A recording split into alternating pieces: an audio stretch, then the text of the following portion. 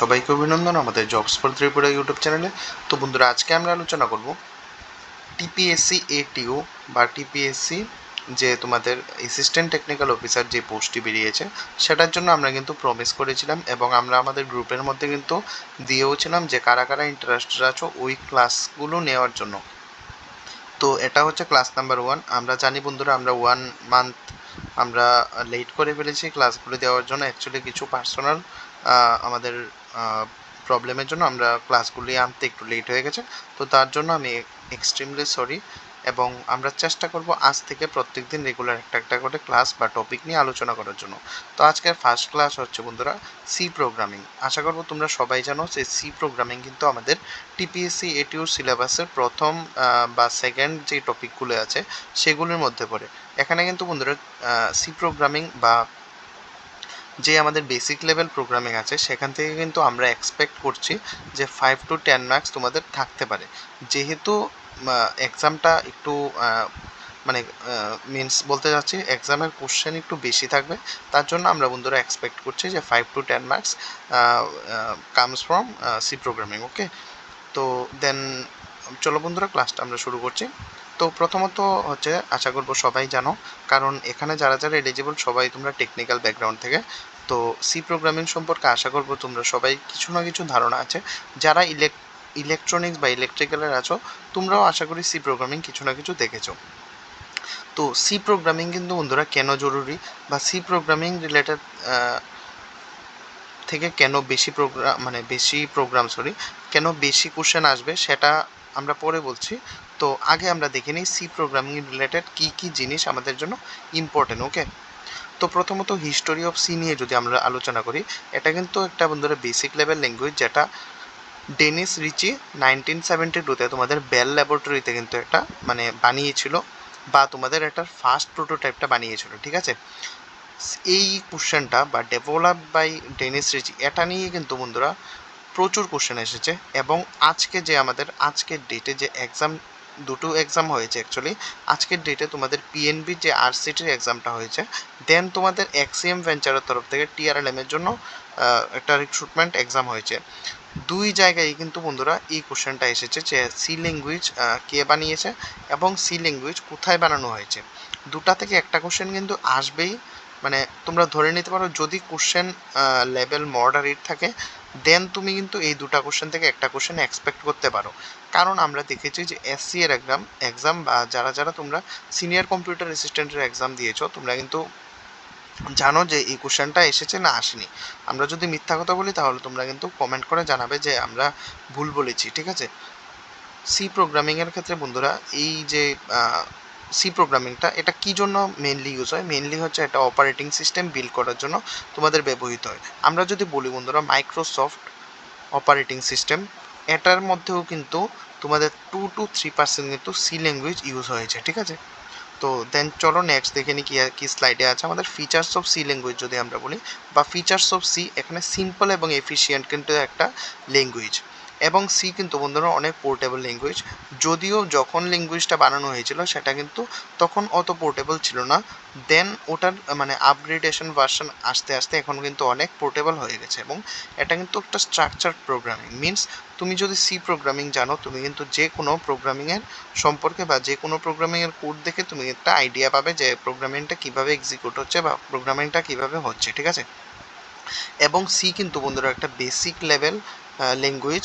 আমরা যদি বন্ধুরা এক্সিকিউশন টাইমের কথা বলি, সি কিন্তু খুব ফাস্ট এক্সিকিউট হয়। ঠিক আছে, দেন আমরা অ্যাপ্লিকেশন অফ সির কথা বললে, অ্যাপ্লিকেশন অফ সির কিন্তু আমি অলরেডি বলেছি অপারেটিং সিস্টেমে ইউজ হয়। এমবেডেড সিস্টেম হচ্ছে বন্ধুরা কিছু আমাদের এরকম সিস্টেম রয়েছে, যেমন আমাদের ধরো রেফ্রিজারেটরে এখন যেমন রেফ্রিজারেটর, দেন ওয়াশিং মেশিন, এগুলির মধ্যে কিন্তু সি প্রোগ্রামিং ইউজ হয়েছে। কারণ আমরা এখন যদি কেউ বলে যে কেন ওইগুলিতে প্রোগ্রামিং ল্যাঙ্গুয়েজ লাগবে, দেখো এখন যেহেতু যদিও আগের দিনের যেই ফ্রিজ বা রেফ্রিজারেটর বা ওয়াশিং মেশিন বা এসি ওইগুলোতে ইউজ হতো না, কিন্তু বর্তমানে ইউজ হচ্ছে। কারণ হচ্ছে সি প্রোগ্রামিং তোমাদের খুব কম মিনস কম অ্যামাউন্টের তোমাদের কোড এক্সিকিউশনের, লাইক আমি এটা বলতে চাচ্ছি যে ধরো তুমি একটা পাইথন কোড লিখলে, কোডটার সাইজ যত না হবে, সি প্রোগ্রামিং এর থেকে কম সাইজে তোমাদের ওই কাজটা করে দিতে পারবে। প্লাস পাইথন এক্সিকিউট হওয়ার জন্য কিছু লাইব্রেরির দরকার আছে, সি এর জন্য একদম মিনিমাম লাইব্রেরির দরকার, এবং সি এর কম্পাইলেশন স্পিডও কিন্তু অনেক বেশি রয়েছে। তো তার জন্য কিন্তু আমরা সি ল্যাঙ্গুয়েজটাকে প্রেফার করি, ঠিক আছে বন্ধুরা। আরেকটা কথা বলে রাখবো, ক্লাসটা মেবি একটু বড় হতে পারে, তোমরা কিন্তু একটু ধৈর্য সহকারে শোনো, তোমরা কিন্তু আশা করি বুঝতে পারবে, ঠিক আছে। স্লাইড দেখারও কিন্তু জরুরি নয়, তোমরা জাস্ট আমার কথাগুলি শোনো, তোমরা একটা বেসিক আইডিয়া পেয়ে যাবে সি ল্যাঙ্গুয়েজ সম্পর্কে, ঠিক আছে। দেন সি এর যে ডাটা বেসটা আছে, মিনস ডাটা বেস বলতে এটা বোঝাতে চাচ্ছি যে সি এর মধ্যে যে ধরো আমরা সি এর মধ্যে কীভাবে স্টোর করি যে কোনো কিছু, এর মাধ্যমে বা লিঙ্ক লিস্টের মাধ্যমে, ঠিক আছে। সো ওইগুলির এক্সিকিউশন স্পিডও কিন্তু অনেকটা বেশি রয়েছে, তার জন্য আমরা সি ল্যাঙ্গুয়েজটা কিন্তু ইউজ করি বেশি, ঠিক আছে। আজকের ক্লাসটা বন্ধুরা একদম সিম্পল ক্লাস হতে চলেছে, জাস্ট আমরা উপর দিয়ে সি ল্যাঙ্গুয়েজটাকে দেখব। দেন আগামী ক্লাসগুলোতে আমরা প্রোগ্রামিং বা এইসব রিলেটেড একটু বেসিক নিয়ে আলোচনা করব, দেন আমরা একটু মডারেট আলোচনা করব, তারপর আমরা কিন্তু কমপ্লেক্স প্রোগ্রামিংগুলো নিয়ে আলোচনা করব, ঠিক আছে। তারপরে হচ্ছে ফার্স্ট সি প্রোগ্রাম যদি আমাদের লিখতে হয়, ফার্স্ট সি প্রোগ্রামের আজকে জাস্ট স্ট্রাকচারটা আমি তোমাদের দেখাচ্ছি। প্রথমত আমাদের কিন্তু লাইব্রেরি মানে ইনপুট করতে হবে, বা লাইব্রেরি আমাদের কল করতে হবে। কারণ লাইব্রেরি কল করা কেন জরুরি, আমি ধরো একটা প্রোগ্রাম লিখলাম যে প্রিন্টএফ হ্যালো ওয়ার্ল্ড, ঠিক আছে। আরেকটা জিনিস, সি এর প্রোগ্রামিংয়ের শেষে কিন্তু বন্ধুরা সেমিকলন লাগানো কিন্তু আবশ্যক জরুরি, কারণ যদি আমরা সেমিকলন না লাগাই তাহলে কিন্তু ওইখানে এরর শো করবে। কারণ সি প্রোগ্রাম এর যে ডেনিস রিচি যেভাবে বানিয়েছেন সেটার কনসেপ্টটা হচ্ছে সেমিকোলন মানে ওই লাইনটা শেষ, ঠিক আছে। তোমরা জাস্ট এতটুকু মনে রাখবে। আর ওই পরে যে লেখা রয়েছে হ্যাশ ইনক্লুড, তারপর লেখা রয়েছে stdu.h, stdu ফুল ফর্ম হচ্ছে স্ট্যান্ডার্ড ইনপুট আউটপুট, ঠিক আছে। std for standard, i for input, O for output dot H, ঠিক আছে। একটা স্ট্যান্ডার্ড লাইব্রেরি হচ্ছে সি এর। স্ট্যান্ডার্ড লাইব্রেরির মধ্যে কী কী ফাংশন থাকে আমি তোমাদের বলছি। Printf, scanf. প্রিন্টএফ হচ্ছে কোনো কিছু প্রিন্ট করার জন্য, স্ক্যানএফ হচ্ছে ইউজার থেকে ইনপুট নেওয়ার জন্য, ঠিক আছে। আর মেইন ফাংশন, সি প্রোগ্রামিংয়ে একটা জিনিস মনে রাখবে, সি প্রোগ্রামিং এক্সিকিউশন শুরু হয় মেইন থেকে, ঠিক আছে। মেইনের পর একটা ব্র্যাকেট থাকবে, দেন তোমরা যদি প্যারেনথেসিস অ্যাড করতে চাও প্যারেনথেসিস অ্যাড করতে পারো। তারপর রিটার্ন জিরোটা কিন্তু বন্ধুরা জরুরি না, ঠিক আছে। কারণ রিটার্ন জিরো ছাড়াও কিন্তু প্রোগ্রাম রানেবল, ওকে। ইন্টের জায়গাতে এখানে লেখা আছে ইন্ট মেইন, ঠিক আছে। ইন্টের জায়গায় যদি আমরা ইন্ট মানে হচ্ছে ইন্টিজার, এগুলি নিয়ে আমরা নেক্সট ক্লাসে আলোচনা করবো। আজকে জাস্ট একটা বেসিক আইডিয়া তোমাদের দিচ্ছি, তোমরা ভয় পাবে না, অনেকে জানি অনেক কিছু বুঝতে পারবে না, তো তোমরা ভয় পাওয়ার কিছু নেই। আমরা নেক্সট ক্লাসে এটা নিয়ে আরও ডেপথে আলোচনা করব, যাতে তোমাদের কোনো কিছু এখানে প্রবলেম না হয়, ঠিক আছে। দেন আমরা যদি স্ট্রাকচার অফ সি প্রোগ্রামের কথা বলি, স্ট্রাকচারের মধ্যে প্রি প্রসেসর ডাইরেক্টিভ, যেটার কথা আমি একটু আগে বলেছি, হ্যাশ ইনক্লুড stdu.h, ঠিক আছে। এরকমভাবে আমরা যে কোনো কিছু কিন্তু মানে প্রি প্রসেসর মানে প্রসেসিংয়ের আগে কিন্তু আমরা ওইটাকে বেসিক্যালি অ্যাড করি।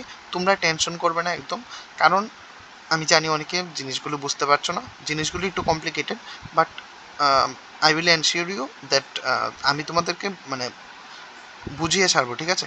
তো তার জন্য তোমরা একটু ধৈর্য সহকারে ক্লাসটা দেখো, এবং একটা ক্লাসে কিন্তু তোমাদের সব কোয়েরি সলভ হবে না, আমি বারবার বলছি।